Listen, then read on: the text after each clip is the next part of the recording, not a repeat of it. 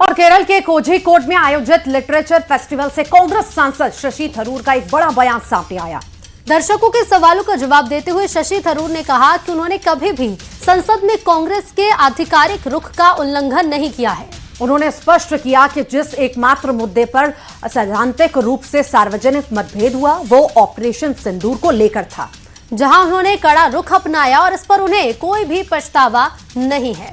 थरूर ने पहलगाम की घटना का जिक्र किया और कहा कि एक पर्यवेक्षक और टिप्पणीकार के तौर पर उन्होंने एक अंग्रेजी अखबार में कॉलम लिखा था। उस लेख का शीर्षक आफ्टर पहलगाम रखा था, जिसे अखबार ने हिट हार्ड हिट स्मार्ट शीर्षक से प्रकाशित किया। उस लेख में उन्होंने साफ तौर पर लिखा था कि इस घटना को बिना सजा नहीं छोड़ा जाना चाहिए और इसका काइनेटिक यानी सैन्य जवाब दिया जाना जरूरी है। यही नहीं, संविधान को लेकर पूछे गए सवाल पर शशि थरूर ने कहा कि प्रधानमंत्री मोदी संविधान को पवित्र मानते हैं। जिन्होंने कभी संविधान को खारिज किया था, जैसे कि आरएसएस, उन्होंने भी अब इसे स्वीकार कर लिया है। संविधान ने समय की कसौटी पर खुद को साबित किया है। Prime Minister Narendra Modi announced that the Constitution was his holy book. In fact, in his first speech ever to the US Congress, joint sitting of the US House of Congress, he said the Constitution is my only holy book. And the result is that even those who rejected the Constitution, as the RSS had done, have now embraced it. So I would say that we have a Constitution that has stood the test of time. I have at no stage violated any of the party's positions in Parliament. The only issue on which there's been a public disagreement on principle has been about Operation Sindoor, where I did take a very strong stand. Let me say to all of you that I remain unapologetic about that, because after Pahalgam happened, I myself, as an observer and commentator, which I also am, in Parliament we have lawyers, we have doctors, we have business people. We also have some writers, and I'm one of them. And as a writer, I had written a column in the Indian Express, the North Indian Express, which I think I gave the title After Pahalgam. They gave it the title Hit Hard, Hit Smart. And what did I advocate in that article? I said, number one, this cannot go unpunished. There has to be a kinetic response. कभी सोनिया गांधी के सबसे करीबी कांग्रेस की core team का हिस्सा रहे और अब पार्टी छोड़ चुके पूर्व केंद्रीय मंत्री शकील अहमद ने राहुल गांधी पर ऐसा हमला बोला जो सीधे कांग्रेस की लीडरशिप की जड़ें हिला सकता है। न्यूज 18 के एक्सक्लूसिव पॉडकास्ट में कांग्रेस के पूर्व नेता शकील अहमद ने राहुल गांधी को भारतीय राजनीति का सबसे डरपोक और इनसिक्योर नेता बताया है।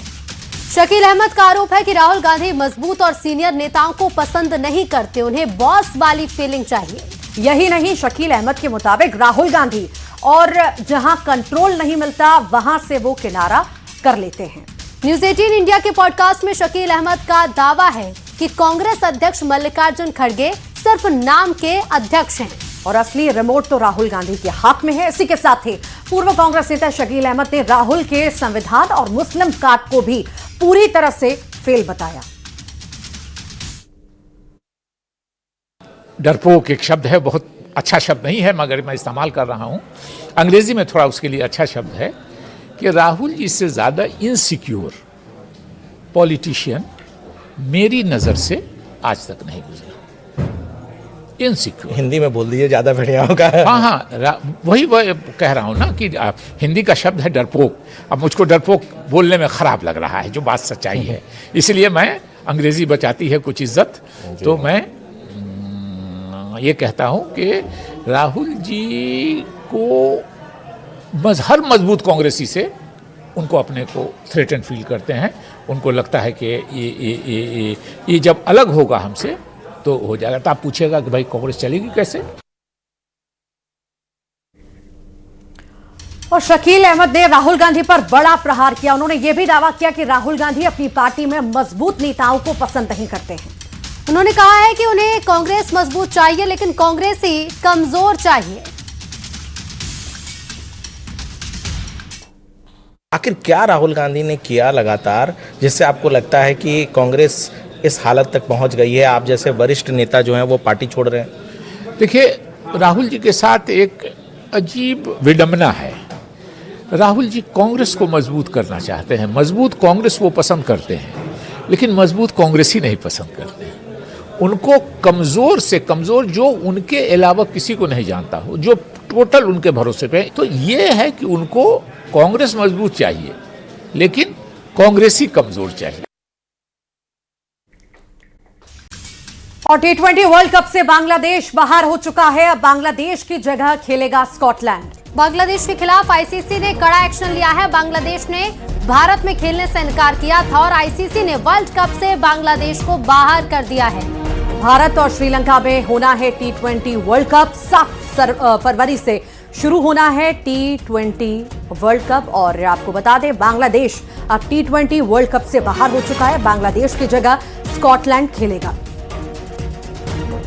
तो आईसीसी ने कड़ा एक्शन बांग्लादेश के खिलाफ लिया। भारत में बांग्लादेश ने T20 वर्ल्ड कप खेलने से इनकार कर दिया था, जिसके बाद आईसीसी ने कड़ा एक्शन लेते हुए वर्ल्ड कप से बांग्लादेश को बाहर कर दिया है। भारत और श्रीलंका में T20 वर्ल्ड कप के मैच खेले जाएंगे।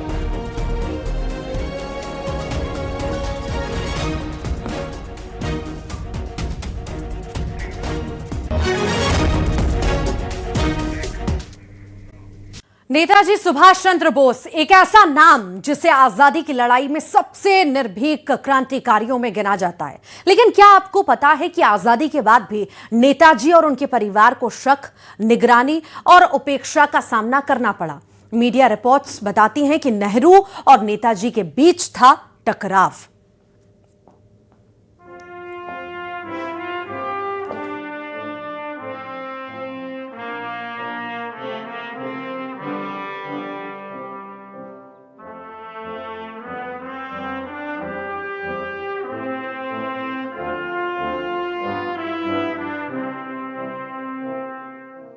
नेताजी सुभाष चंद्र बोस एक ऐसा नाम जिसे आजादी की लड़ाई में सबसे निर्भीक क्रांतिकारियों में गिना जाता है। लेकिन क्या आपको पता है कि आजादी के बाद भी नेताजी और उनके परिवार को शक, निगरानी और उपेक्षा का सामना करना पड़ा? कहा जाता है कि देश के पहले प्रधानमंत्री जवाहरलाल नेहरू ने न सिर्फ नेताजी का राजनीतिक विरोध किया, बल्कि सत्ता में आने के बाद भी उनके योगदान को दबाने की कोशिश की। नेहरू ने किया नेताजी का राजनीतिक विरोध, नेताजी के योगदान को दबाने की कोशिश। वक्त था 1939 का। कांग्रेस में चुनाव हुए। अध्यक्ष पद पर सुभाष चंद्र बोस की जीत हुई और यही जीत कांग्रेस के भीतर बड़े टकराव की वजह बन गई। आरोप कि जवाहरलाल नेहरू और उनके समर्थकों के दबाव में ही नेताजी को इस्तीफा देना पड़ा। 1939 में कांग्रेस अध्यक्ष पद का चुनाव। नेताजी ने अध्यक्ष पद पर दर्ज की जीत। नेताजी की जीत से बने टकराव के हालात, समर्थकों के साथ नेहरू ने बनाया दबाव। नेताजी ने पद से दे दिया इस्तीफा। कुछ वक्त बाद सेकेंड वर्ल्ड वॉर के दौरान नेताजी ने आजाद हिंद फौज बनाकर अंग्रेजों के खिलाफ हथियार उठाए, तो तब भी नेहरू इसके खिलाफ खड़े थे। मीडिया रिपोर्ट्स बताती हैं कि अप्रैल 1942 में गुवाहाटी में नेहरू ने साफ कहा कि अगर नेताजी जापान की मदद से भारत आए तो वे उनसे भी लड़ेंगे। यही नहीं, नेहरू ने विदेशी मदद से आजादी की लड़ाई को गुलाम मानसिकता तक कह दिया और नेताजी और आईएनए को गुमराह बताया गया। गुवाहाटी में नेहरू जी ने दिया खुला बयान, जापान की मदद से नेताजी आए तो लड़ेंगे। विदेशी मदद को बताया गुलाम मानसिकता।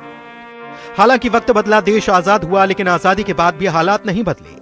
प्रधानमंत्री रहते हुए नेहरू पर आरोप कि उन्होंने नेताजी को राष्ट्रीय सम्मान देने से दूरी बनाए रखी, जैसे कि लाल किले में नेताजी के स्मारक से इनकार, देश की संसद में नेताजी का चित्र नहीं लगाया गया, दिल्ली में दशकों तक कोई बड़ा स्मारक नहीं बना। दरअसल 1945 में नेताजी की कथित विमान दुर्घटना आज भी रहस्य है। नेहरू ने खुद माना कि पुख्ता सबूत नहीं है, फिर भी नेताजी को मृत घोषित किया गया। जांच समितियां बनी, लेकिन वे गोपनीय रहीं और परिवार के सामने नेताजी की मौत आज भी सवाल है। मीडिया रिपोर्ट्स बताती हैं कि साल 1948 से 68 तक नेताजी के परिवार पर खुफिया निगरानी रखी गई। उनके घर भेजी जाने वाली चिट्ठियां खोली गई, यात्राओं पर नजर रखी गई, निजी बातों तक को रिकॉर्ड किया गया। विमान दुर्घटना का रहस्य बरकरार, नेताजी की मौत से नहीं उठा पर्दा, नेताजी के परिवार पर रखी गई नजर। 1948 से 68 तक खुफिया निगरानी, घर वालों की बातों को किया गया रिकॉर्ड। लेकिन आज जब नेताजी से जुड़ी फाइलें खुल रही हैं और उन्हें राष्ट्रीय सम्मान मिल रहा है, तो सवाल फिर उठ रहा है कि राजनीतिक प्रतिद्वंद्विता में एक महान क्रांतिकारी के साथ इंसाफ नहीं हुआ? क्या आजादी के बाद भी नेताजी को वो सम्मान नहीं मिला जिसके वे हकदार थे? Bureau report, news 18।